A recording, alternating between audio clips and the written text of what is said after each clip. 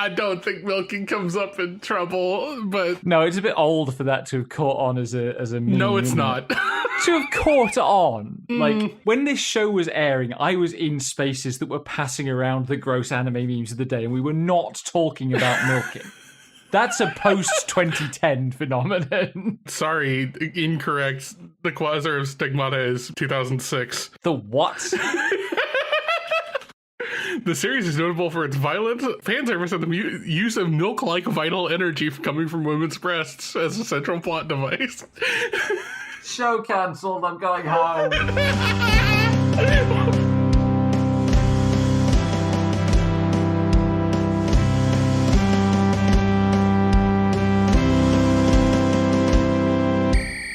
Hello, welcome to So We're Watching That Right, the podcast where two lesbians bully each other for having the same taste in anime. I'm Becky, scientifically certified best girl. And I'm Val, everyone's favorite harem protagonist. This week we're doing another throwback episode going in-depth on a show we watched a while back that's stuck with us. This time, because it has some interesting connections with a couple of shows from the current season, it's Remake Our Life. But first, quick update on some of the other older shows that we've been watching through, starting with A Certain Magical Index, which...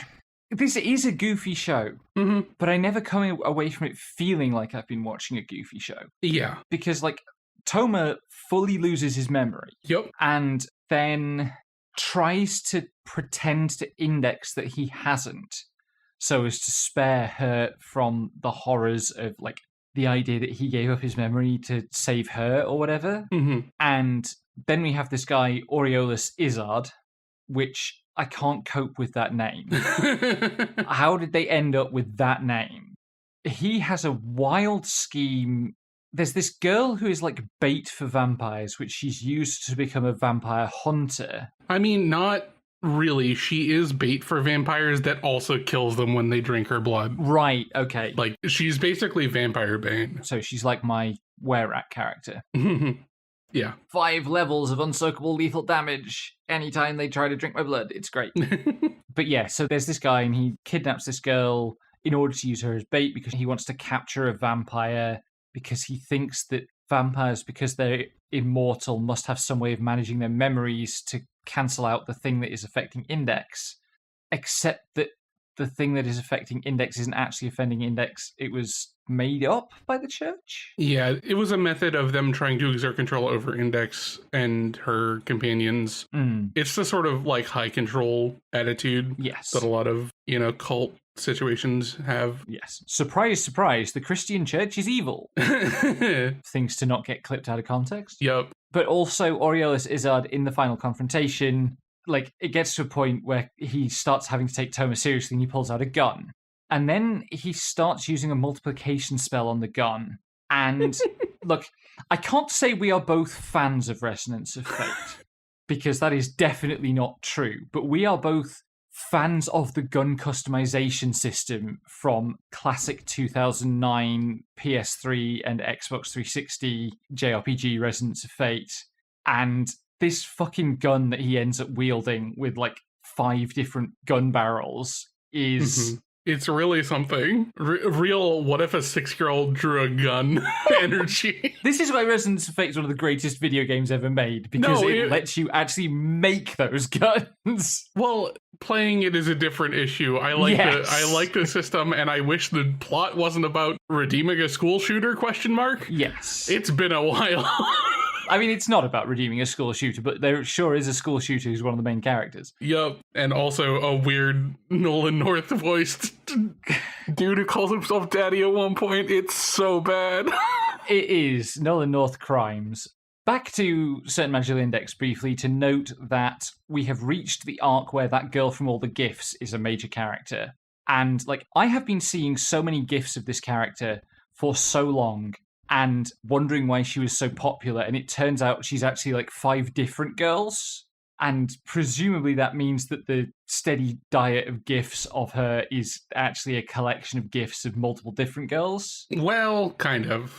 Mikasa, the sisters are there are 10,000 of them, and only a few are on screen at a time, obviously. Yes. But they're all basically the same character. Yes. She's cool and interesting, and I'm excited to see where that goes. In a completely different tonal note, there is Reborn as a vending machine, I now wander the dungeon. Did I get the full title there? I meant to look it up and I forgot. Yes. Good. In which a character who is described as a vending machine otaku gets isekai'd and turned into a vending machine in a fantasy world that is actually just one level of a dungeon, and he's just kind of placed in the middle of nowhere. He's placed in the middle of nowhere that any isekai protagonist would be, except he can't move because he's a fucking vending machine. Unfortunately, the strongest, stick of an anime girl shows up and carries him to civilization.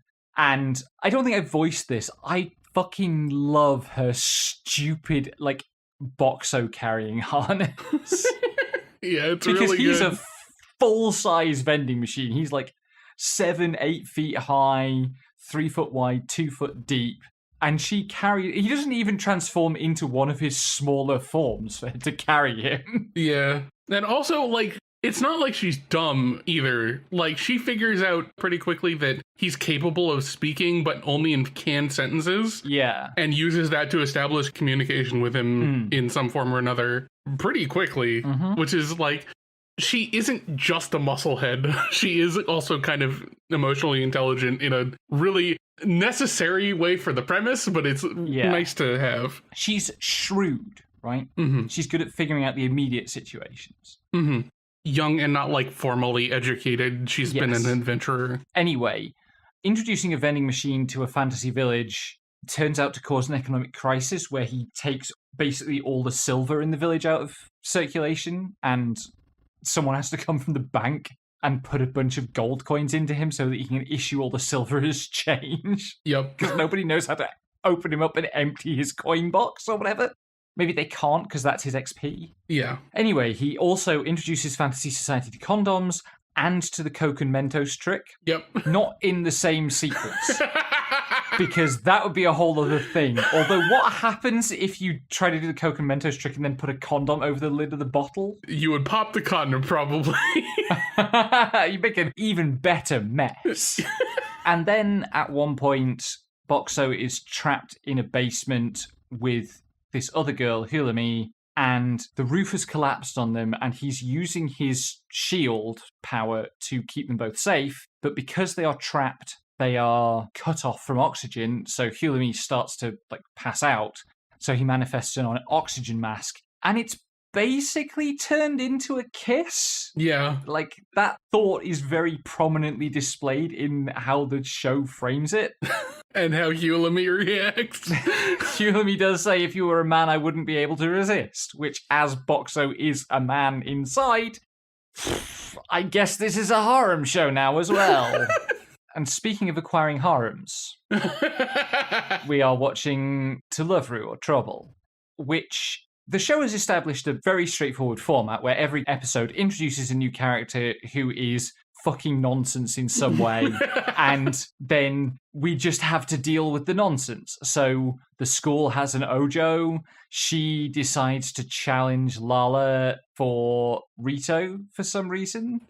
Or just challenge Lala because all the boys are into Lala now, because Lala keeps showing up naked on campus. Yeah, Saki Tenjun, the Ojo, is basically just challenging Lala for the queen bee spot of the school, and takes Rito hostage to do it because she's a rich bitch who can get away with anything because she's rich. And one of her lackeys has a license to operate industrial cranes. Yup. This shows at its best when it does shit like that. Ostensibly because she knew her mistress was going to do shit like that, which is just That's so good. Yeah, I need this because the lady I work for is going to demand that I kidnap someone with a crane one day. Yeah. And then later that episode, Saki sneaks into Rito's house to spy on Lala and accidentally hits the button that turns the house into an escape pod from Earth. Yeah, specifically Rito's room. Right, yes. Kit's just rocketed into space. Then we get a sequence of aliens, Giburi, who kidnaps Haruna in order to confront Rito because he wants to displace Rito as Lala's fiancé. but turns out to be an absolutely incorrigible coward and folds as soon as Rito stands up to him. Mm-hmm. And then all the wives that he's conned into marrying him across the galaxy catch up to him, which is good karma. Then there is Ren, who switches gender whenever they sneeze. And honestly, I haven't absorbed who Ren is past that point, except that now they ? So Ren is training really super hard to be more manly. Ren is the male half and Rune is the female half. Right, okay. They are different people stuck in the same body. One who is not an alien is the discipline committee president at the school, Yui, who gets sick of all the sexy times bullshit that keeps happening around Rito. Extremely valid. I mean, yeah, like Rito is also sick of it, I think. Mm-hmm. But because of what this anime is and how these things are framed, she blames Rito because she can only blame a man and everybody else involved is female. So she goes full Shimonetta on the school and she gives Rito like 2 weeks of solitary confinement, basically. Mm-hmm. And then Lala continues to cause bullshit to happen without him. Which I am very grateful that the tack they went with was, all this dumb bullshit is happening even without him. Maybe I was wrong. Yes. And she decides to follow him around while he's off doing his own thing after school and goes, he's a decent dude. He's just wrapped up in some bullshit. Yeah. And I got to hear some very good Becky whining noises about how innocent the lad is that episode. They really do lay it on thick with him like helping old ladies across the road and stuff. All the time while wearing a sandwich board that says, I'm not allowed to talk to girls or something. Yeah. And then we get another alien who's come to Earth to claim Lala. This one is Pickery, who definitely looks a bit like Ultraman, right? Mm-hmm. I'm not just projecting that. And he's like a rocket man, and he keeps pestering them. And at one point, he's rocketing towards Rito's house, and Lala runs out into the yard in front of him, pulls out a tennis racket. The tennis racket sprouts rocket boosters, and she fully just volleys him back into space, which is my new favourite way for a girl to repel an unwanted suitor.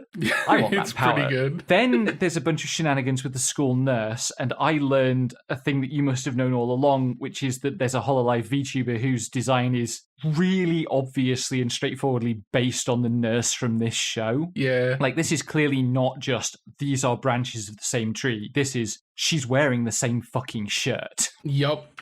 And after Pickery has been defeated several times and repeatedly pissed on by a dog, he is eventually defeated by the school nurse, who mummifies him in bandages. And then Lala produces a space rocket from somewhere, and they just send him back to his home planet. Mm-hmm. Which, fine. Just do a space launch on the school's roof. It's fine. I'm still working my way through Fang of the Sun Dougram, which I really appreciate. It's an incredible show. The recent major arc has been all about... So there's this planet, Deloya, which is a colony of Earth, and they want to be independent. And our heroes are fighting in the independence movement against the human interstellar federation or whatever. And that federation is composed of several nations. The rebels have managed to set up this wedge between them so that there's a standoff and they can gather their forces. So there's a bunch of stuff emerging about what happens when a guerrilla insurgency starts to turn into an army with formal command structures and stuff. Mm. But also the personal storytelling is really good. So Kryn, the lead character, is actually the black sheep son of the leader of the main Federation faction. Mm. And he's turned traitor to his father's side. And his brother-in-law, who is also the guy who trained him, has been put in charge of the military directly in conflict with him. And he's also the character who understands that you cannot beat an insurgency through force of arms. Mm-hmm. So he's constantly trying to get his superiors to let him be nicer to the populace. And you can feel the tragedy coming from a mile off. And the show is willing to do that because it will kill characters. Mm-hmm. In the previous arc, they picked up a trio of new members for the group, Heckle, Giorgio, and Rita. And they're a love triangle. Giorgio and Heckle are rivals for Rita. And Rita is very flirty, but it's not clear how serious she is about either of them. And she gets killed. not out of the blue, but in a way that is sort of authentically unrelated. Like a thing that happens in wars is sometimes a character will go somewhere and they will be killed by an unrelated circumstance. And it takes real sprawl to do that effectively in a TV show. Yeah. Dougram has the advantage of being like 70 episodes long, so it's got time to sprawl, but my God, it has that sprawl. And I'm glad I'm taking thorough notes, because fuck me running, I would not be able to make any headway with it otherwise. It's a cool show. If you're interested in mechs and the history of the mecha genre, you should watch it. That brings us to our main event, which is talking about Remake Our Life. So the basic story here is there's a guy, he finds himself transported back in time and gets the chance to go to arts university rather than like regular university and follow his dream and meet some of his heroes and stuff. This is relevant to this season for a couple of things. One is we're watching Haibara's Teenage New Game Plus, which is kind of the same time travel conceit, although it is not about art. And the other is I am watching Aaron the Southpaw, which is about art, but doesn't have the time travel stuff, but sure does love fucking jumping back and forth along its timeline. Jesus Christ. So that's why it was a good fit to talk about in this slot. We were originally going to talk about a different show, but we realized I'd forgotten too much of it. So, in terms of like broad classifications of time travel story, basically there's Back to the Future, there's Terminator, and there's the butterfly effect. So Back to the Future is you travel back in time and you change things and it makes the present better.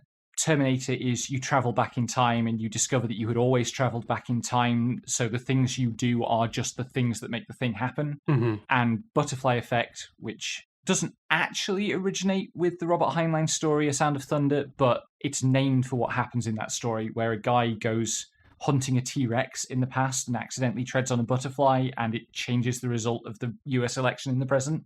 But that's when you go into the past and you change things, it has unforeseen consequences in the future or the present. Yeah. Main difference I would say between that typically is that for a lot of these things, it's like a very small window of time that the new causes are being laid out. And this is more like, well, since I'm here, I'm going to try my best and just live through my life again. And the fact that we get a flash forward to the second timeline's future is kind of, I don't know if it's like completely irrelevant, but it definitely feels like out of place a little in what the show is going for. Yeah, so Kyoya starts out in 2016. He gets sent back to 2006. Then he goes back to 2016, but it's completely different.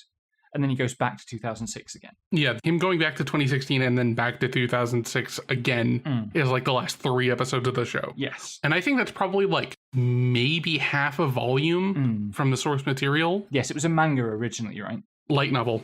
Light novel, okay.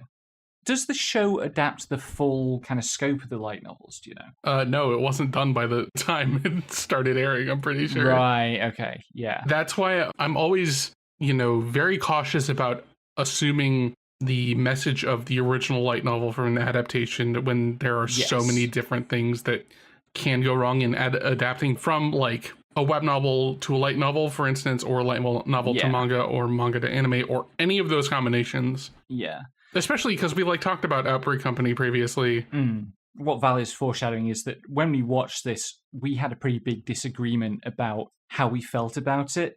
And with hindsight, I want to take responsibility for that because I think this show pressed some of my buttons, and I'll get onto that. And once it had done that, I've talked before about like trust in the creative team, and I kind of lost a lot of trust in the creative team. Yeah. For the record, about 2/3 of the light novels volumes were out when the anime was airing, but they still had like 4 more to go and didn't finish up for another 2 years. Yeah, I think looking back on it, it's pretty clear that the kind of thematic payload of the story doesn't really get fully delivered in the show. And I haven't read the light novels. Yeah. They're still getting fan translated.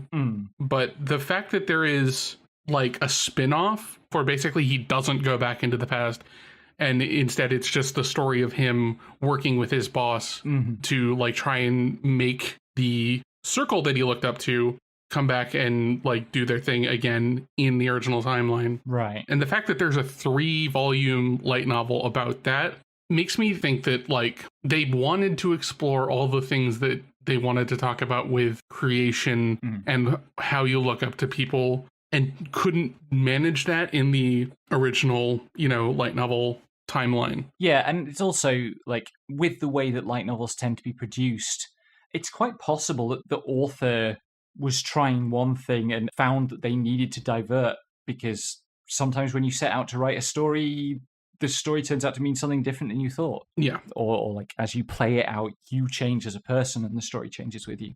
Ask me about like writing serial stories, because I've been there. And like that is all true. I am not as squeamish at judging the show based on what is actually there. But also, I think I jumped to judge this show unfairly because it had pissed me off. Yeah. As much as it I think I'm not squeamish. I'm just like, you know me, I'm not very fond of taking strong positions very quickly. I very often will have like multiple positions that I will hold conditionally as like, well, if this is true about the production of this, then I think this. But, what I see in this leads me to think this, and I will hold both of these and bring both of these up, which is why I'm annoying to talk to you a lot of the time, because I will not settle on a clear opinion on something.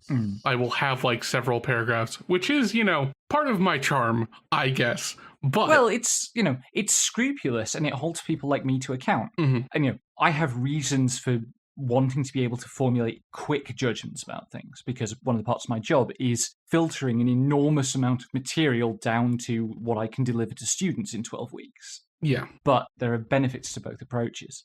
To get back to the time travel angle first, because I've been obsessed with time travel stories for a long time. At one point I was going to do a PhD on time travel stories. And the wish to fix one's past, like the fantasy of this show and of Haibara and several of the shows that are similar. You mentioned Relife, yes. I could only get recreators and remake, and it's not like the fantasy there is I know more now and I can identify some of the problems I had back then. And if I could just communicate, then I could have a different experience that's better. And that's such a tempting, like, with any problem, there is always a temptation to fantasize about fixing it unilaterally. Yeah, I think probably the most human thing about a lot of people is the ability to regret. And regrets about what we could have done or what we didn't do at all are what make up a lot of people's, worries about their childhood and teenage years. So I understand the desire. Yeah, no, I do too. But like, here's the thing. Let me put a positive spin on the exact same insight, because I think this is really revealing about who we are as people, and this is how I would explain it. One of the defining things about human beings is our ability to extend empathy and to want to help. And we see our past selves and we want to help them. And I think that genuinely is one of our best features, but it has some failure modes. And one of the things that has fascinated me for a long time about time travel stories is that there is a sense in which if you are trying to leverage the possibility of a butterfly effect, like of going back in time to change the past to produce some new future, there is a sense in which you are rendering irrelevant all the agency of the people who live in the period between when you leave from and when you travel to. And if you think about it on that scale, that's an atrocity. And one of the reasons that I like Final Fantasy XIII 2, which is probably my favorite time travel story, is that it is entirely about that. And fundamentally, the point of that game is that a person making this attempt shattered all of time and let loose the creatures of time hell. I think it's really good when a show is skeptical of that, and when a story shows that can really seriously backfire, which it certainly does in this show. At the same time, at the moment, we are watching Haibara's Teenage New Game Plus, and I'm really enjoying that show. And Haibara doesn't entirely pull its punches, because Natsuki goes back and is suddenly like cool and popular, and it is slowly really hurting his friends' lives, right? He has a big falling out with Tatsu because he's outshining Tatsu. Uta has fallen in love with him and she's going to get her heart broken. There's a risk that he's going to end up ruining things for Reita and Miori. And it's kind of facing that. but it feels like that show is going to have a happier payoff. Yeah, you, in the notes, mentioned that you want to make a comparison to Chitose is in the Ramune bottle. Yeah, Haibara just makes me think of the bit of Chitose that I watched, but also when I was writing these notes, I kept thinking about Chitose, like just visually thinking about Chitose, and I'm not really sure why, so I would love your input on that. So the thing is with Haibara, a lot of it is based on his regrets about being, not as attractive to the girl he had a crush on and less social than he could have been. Yeah. And a lot of it is him coming back with an adult sense of like, I've been socialized, I can deal with people now, I can put the work in, I know what I need to do to improve myself. But it falls into the problem of like, insecurities are always going to pop up in teen circles, especially, but like social circles in general. Someone is always going to be a little insecure about something or other. Yes. Like that's just being human. And the thing he's done is just shift that insecurity into other people because he's not outwardly projecting it anymore and he's in a different social sphere. Yes. To be fair to him, what he's doing could be seen as spreading it around more equitably.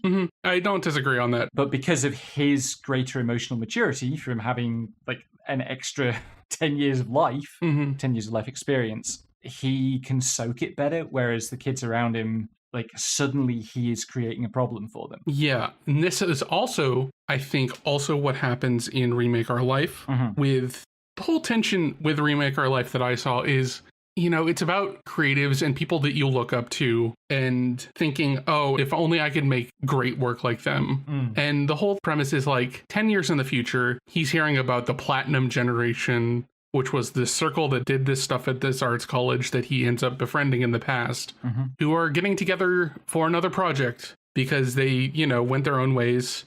And the works he looked up to were works made without his presence. Yes. And by interjecting into their presence, they aren't going to make the same work. He's changing the situation. He's changing the social sphere.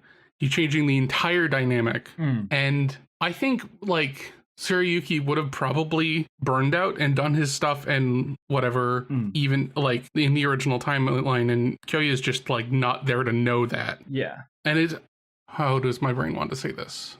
I had a way to say it last night and I completely forgot to write it down because I'm that kind of dumb. You gotta write it down. No. Always write it down.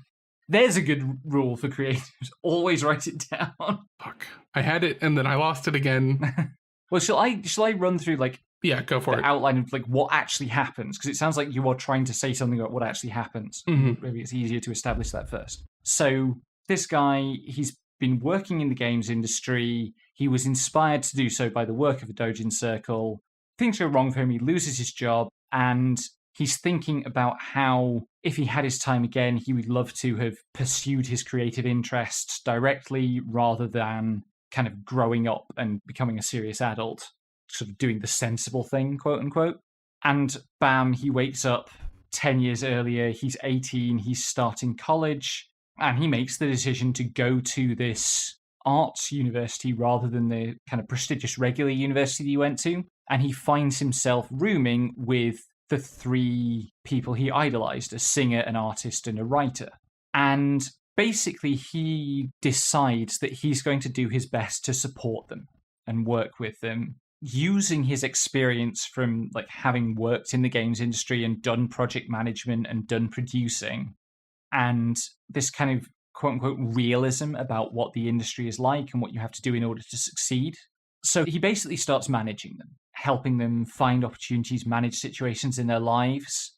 And the two girls fall in love with him because he's a sweetie and there is genuine chemistry there, but also because he is being more powerfully supportive to them, probably than anybody else ever has been in their lives. Like he believes in them in a way that nobody else does, and they respond to that. And he does this for Tsurayuki, the male of the trio, as well, to the extent that Tsurayuki's fiance in his arranged marriage at one point says she's worried that Tsurayuki and Kyoya are gay.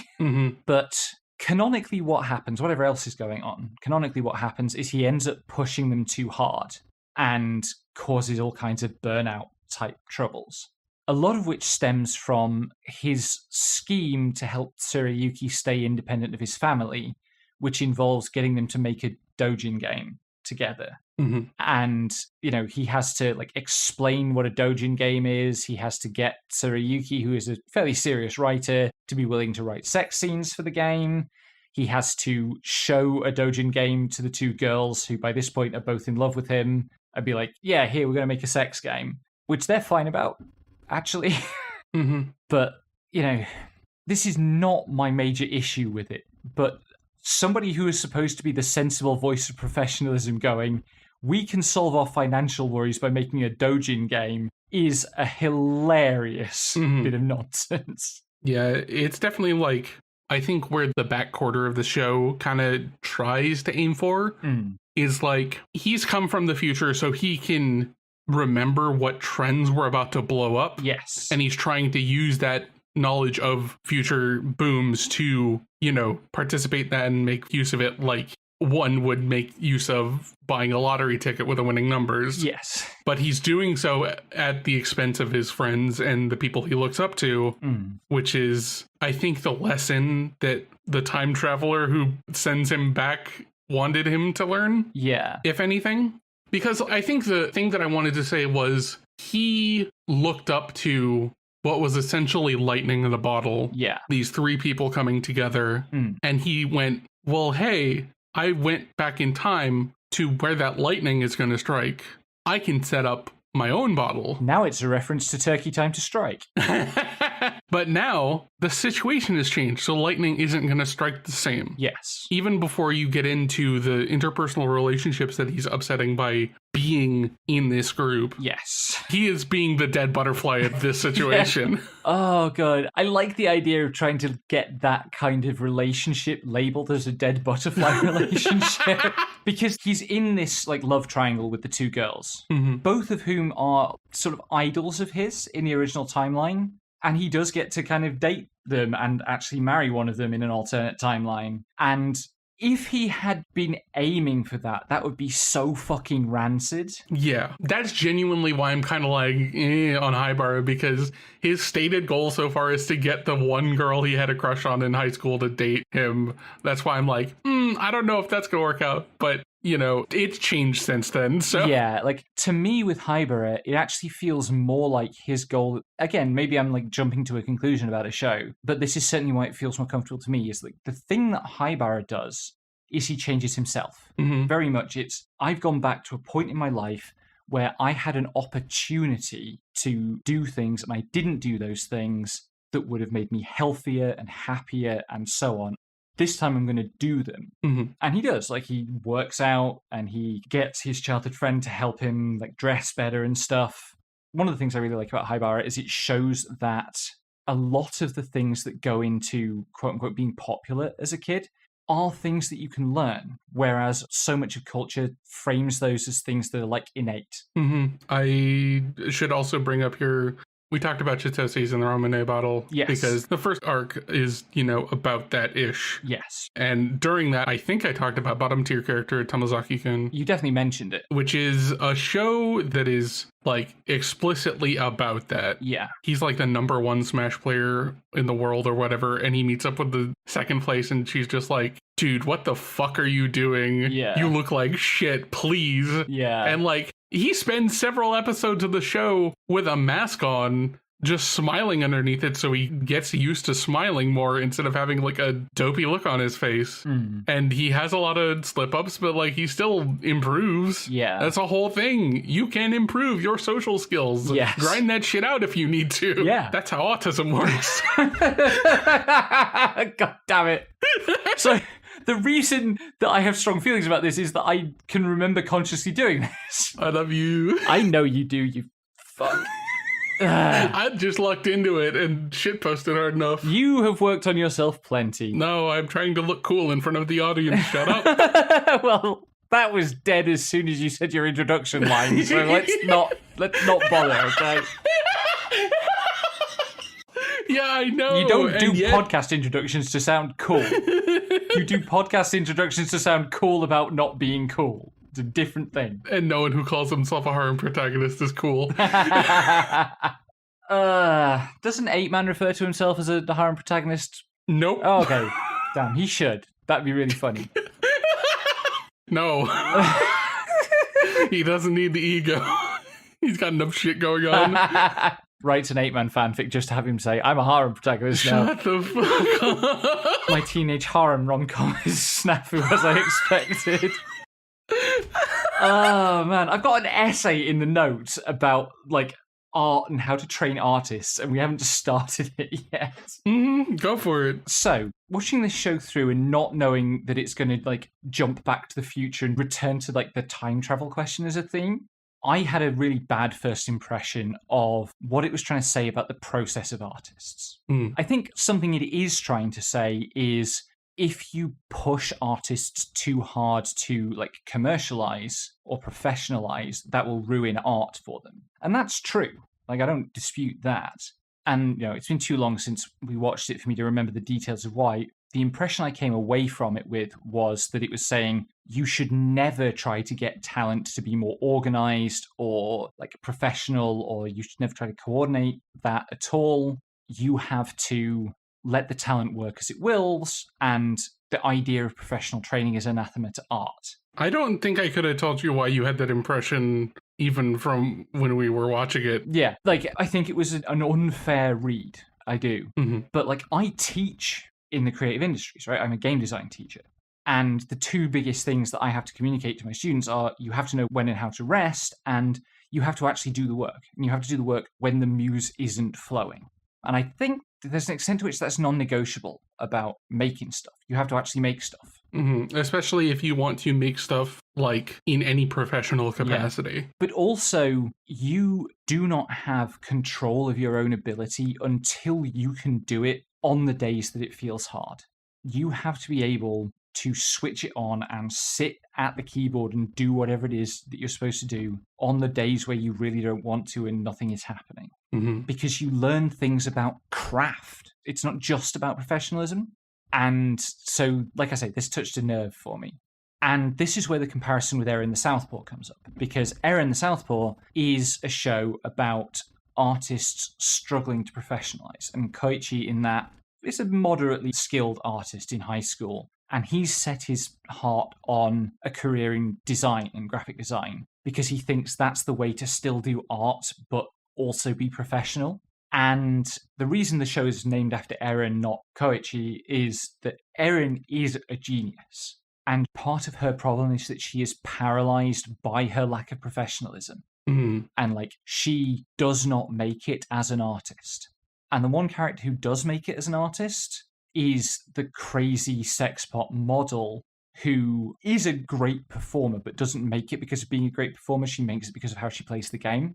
So it's way more complex about how it understands this idea of like talent and genius. And like, there's a scene in the period where Koichi's at university, his childhood friend that he's rooming with, who is in love with him, is trying to get him to like take a real job and pursue a real job and build a career and so on. And he bursts into tears because he is so afraid of having a normal life, which I've certainly felt that as a creative, and I know lots of creatives, particularly young creatives, do. I think one thing that made me quite hard on Remake Your Life is it was very hard for me to hold on to the fact that these are 18-year-olds, 18 and 19-year-olds. Right? They are in their first year of university. So, yeah, altogether, I got this feeling I wanted the show to give Kyoya a bit more credit for the fact that he was helping these talents apply their talent to doing stuff. And it doesn't really get that far, I don't think. Yeah. Or rather, when it does something good on that front, like the big example for me is he gets the singer girl to start a YouTube channel in the early days of YouTube, which is a really good idea. But then it has that fizzle out.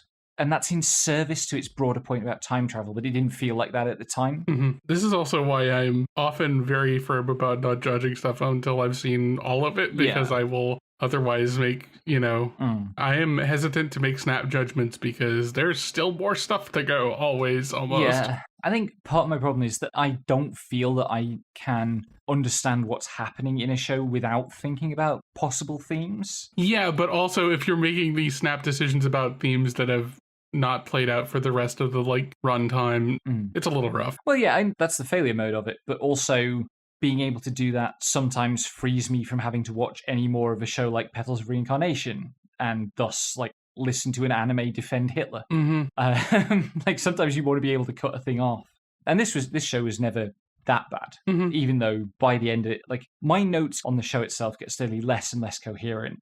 It does also commit the video game engine fallacy late on. Yeah. There's a scene where it is extremely goofy. You know, in the classic Japanese games industry of this period problem, they've made a game in a bespoke engine. The bespoke engine doesn't work very well. And Kyoya goes, well, okay, we should switch to a commercially available engine. And it literally shows him dragging and dropping the EXE of the game into the new engine, which is basically Unity. And that fixes all the problems, and I hate it so much. It was extremely just, we need to show that he can solve this problem, but we don't have time to get into any of this. We're going to shorthand this real hard. But yeah, like, it was a compounding thing, I think, that really got me as angry as I was. Anyway, wrapping this up by wrapping round to the broader time travel theme of, you know, I wish I could fix my childhood. Because characters in stories that are like this often have some, like, crux moment that they want to change. So with this, it is Kyoya's decision not to go to art school. And even though I had, in some ways, an extremely unhappy childhood, I can't think of a moment like that in my past. And I don't know that I can envisage, oh, if I'd just gone back and done that at that time, my entire life would have been different. Positive. So I'd love to hear your thoughts on whether there's something like that for you. No. Long story short, the longer story being, hey, remember the dream that I had a few weeks ago that was like, I got sent back in time and I didn't know whether I'd be able to meet you again? I think that says my position on things. I think all of the changes that could have happened to my childhood are not things that I would have had control over. They were all, you know... Dead butterflies. They were all dead butterflies a few generations old. Yeah. I don't think about going back in time all that much because... You're not a big stupid nerd like me. Shut the fuck up. I'm going to drop kick you. I don't think about it either, but, like, you know, I certainly used to think a lot about traveling through time. More out of curiosity than wanting to fix things. So there's a difference between traveling your personal timeline and traveling through time. Yes. In my mind. Traveling through time would be neat, but also my personal timeline is not something that I could change for the better in a way that matters to me now, and I value now more than anything. Good. I love you very much. I love you too. So We're Watching That Right is a project of Slimebug Productions. Intro and outro music is by me, graphics by Val. You can find us on Blue Sky at slimebug.basecode.social, YouTube at youtube.com/slimebugproductions, Patreon at patreon.com/slimebugproductions. Download all episodes from Libsyn at slimebug.pro, and join our Discord via the link in the description. Thanks for listening, and until next time, may anime neither betray nor disappoint you.